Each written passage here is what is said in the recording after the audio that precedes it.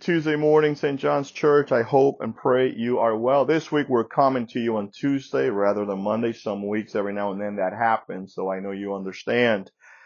So on last Sunday actually for Easter, we closed our series on the last 7 words of Jesus, and now we're transitioning into a season of standalone sermons. And on Sunday I preached out of Paul's letter to the Romans, and I began by saying this is one of the hardest letters in my estimation to understand. He's got a lot of theology, but like all his letters, it contains a salutation or a greeting, and also toward the end of the letter, we also find some practical advice for everyday life. So I elected 1:16, which says, "I am not ashamed of the gospel." Paul was saying, among many things, even though I've been through a lot, even though I've paid a price for this gospel, for proclaiming this gospel, I'm not ashamed of it. It has the power for salvation, has the power to do great things in our lives. So he was setting up the rest of the letter by saying, I am not ashamed of the gospel, and neither should we be ashamed of the gospel. Very, very important. We need to know the gospel. We need to embrace the gospel. The gospel is completed.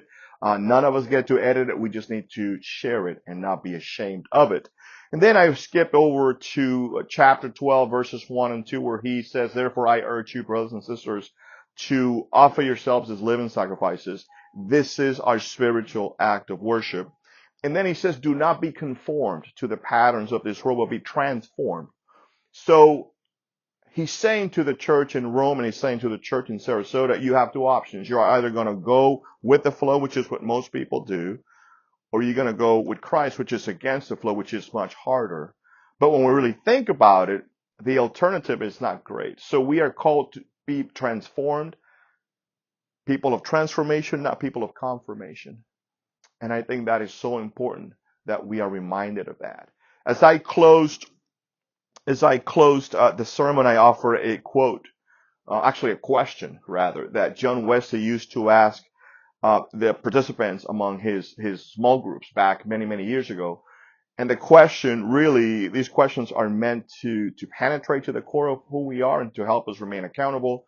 And the question had to do with, am I being consciously or unconsciously projecting something that I am better than I am? In other words, am I being a hypocrite? Am I living one way and saying something else? Am I not practicing what I preach? You get the point. It's a call for self-reflection. It's a call for thought that hopefully will keep you and I thinking about this, because we want to remain people of transformation, and transformation happens every day of our lives until we see Jesus face to face. This coming Saturday at 10 o'clock, we have an outreach event. That'll be great. Come join us. If you've never done it, I think you'll have a great time. Otherwise, we'll see you Sunday. It is always great to communicate with you in this manner. God bless you and yours. See you soon.